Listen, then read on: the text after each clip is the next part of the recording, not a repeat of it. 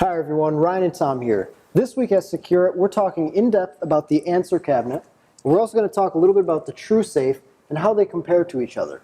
Yeah, guys, it's been a very exciting couple of weeks here at SecureIt. As you know, we kicked off our Marine Corps contract. We won an $8 million contract to rebuild Okinawa and the whole Pacific Theater. As you're watching this, I'm going to be in Okinawa. I'm actually flying out tomorrow to meet with the brass and kind of lay some things out. But we are in production of the tactical racks. As you know, when we run those in quantity, our cost goes down. So right now on the website, they are at a reduced price. We've got our first big PR purchase request going through right now. We're building the first block of armories. So if you're looking at tactical racks, order now, because this production run probably going to run through, I haven't looked at the schedule, probably into November, and then we won't be building more of these in quantity probably till late January or so. I'm not exactly sure. All right, so let's talk about the Answer. This is a really popular new product. We got a lot of questions, so we're going to give you some answers. The first question that I got was about the power cord. Can you tell us a little bit about it? Yeah, inside the cabinet, you've got a power box. It's got AC ports, a couple of USB ports. There's a port right in the back top corner for AC, and it comes with a cord that plugs in flush and then runs down the side of the cabinet out to an outlet.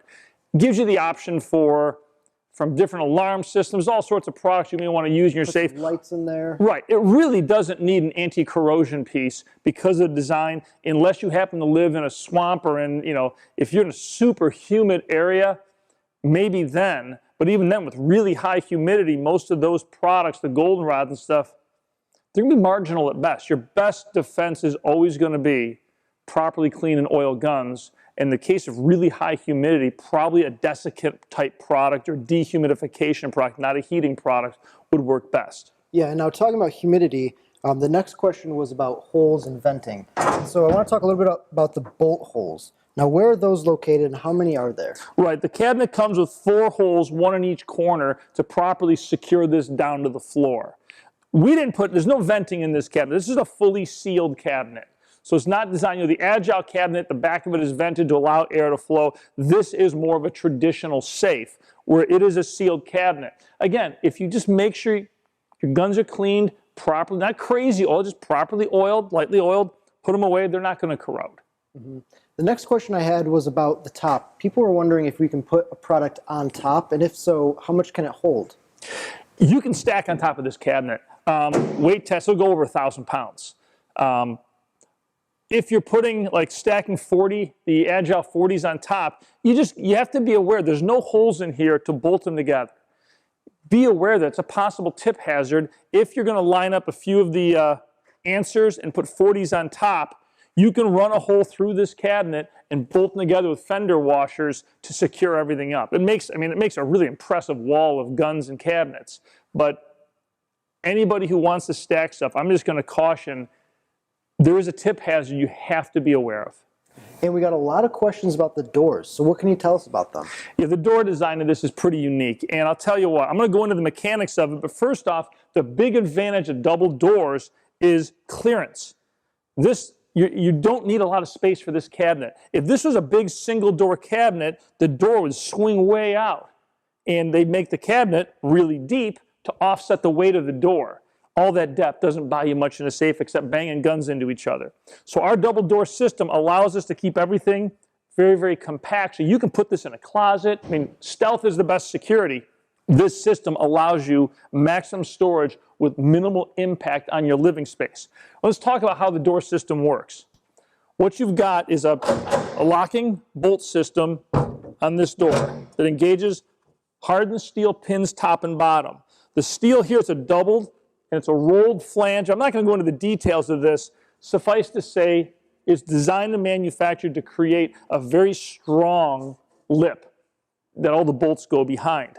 I've got fixed bolts on the inside of the door, the locking bolts. Then when the other door comes in, you've got bolts that engage this door, and they're extra long.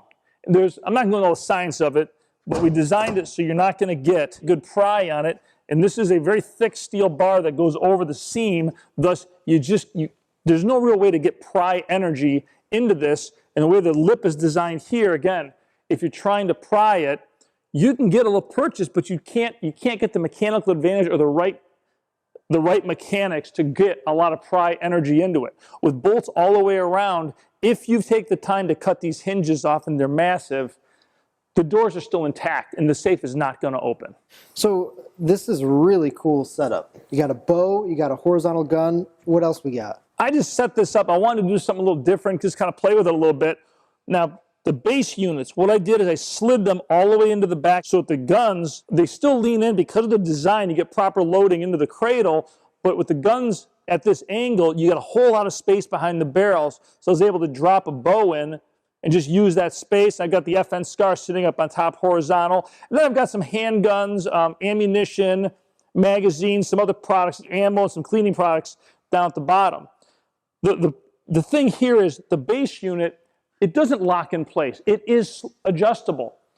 And that's by design. It's, nobody else does stuff like this, but you can take the base and slide it forward almost to the door. And what that does, it buys you a lot of space behind the guns down low. And it gives you options for how you want to store guns. If you figure all the cradles are in there, you can pull them out and have space down below, push it in and have space above to basically buy flexibility. Door system, we talked about this last week with Olivia. We had a bunch of the guys here, from hunters to military guys, just do their wish list of what they want on a door system, and this was the net result. And it gives you a little bit of everything and really provides good, efficient storage for just a really wide variety of gear, from tactical to just regular stuff. All right, and then I want to talk briefly about the interior, because I've had some questions, people asking us about the, safes are carpeted and what's in yours. Our safe is not, it's steel in and out. Now, when you carpet a safe, drywall and carpet, we're going to talk in a second a little more about that. The inside of the safe is just crap metal. It's just thrown together. And then they just throw drywall in there and they carpet it with all this adhesive. It basically hides all sins. You can do anything you want inside the safe. Our safe on the inside, we have to take the time to properly seam weld everything, polish the welds, and then go through and really clean and properly polish all the steel prior to the powder coat finish, because we want the inside of this to look as good as the outside. It's a lot more work than just throwing in drywall and carpeting, and it looks good inside and out. Now, the interior is nice steel design finish. There's no drywall. So let's talk a little bit about corrosion in drywall. Yeah, we made this safe as the answer to all the problems with the gun safe. So let's take a look at what you're getting for your money with a traditional safe. Now, this is a Field and Stream safe from Dick's. Now, there's a big hole cut in the side that we did with a circular saw. It took us 18 seconds with a circular saw and a carbide plywood blade. This is the section that came out in the interior. It's felt, carpeting, and basically sheetrock, and a ton of adhesive. And if you've seen our articles on corrosion and drywall and the carpeting and the adhesives, this stuff is toxic to guns. They use it because it's cheap, but there's no reason for your guns to use this crap. They do it because it's a cheap way to just finish out the inside of a safe and say, damn it, we're done with it, sell it. But it's bad. And again, look at our website. We have an article on corrosion that goes into a lot more details on this. And we're going to do an upcoming episode in a couple of weeks specifically on corrosion. I've got the Liberty over here. I want to show you. I pulled this out. This is what they call fireboard. And what I want to just show you, this is drywall. Now on the websites, they all say our fireboard. You know what? It's just drywall. This is not rocket science. But this stuff is not good for guns. And we've got a ton of data to support that.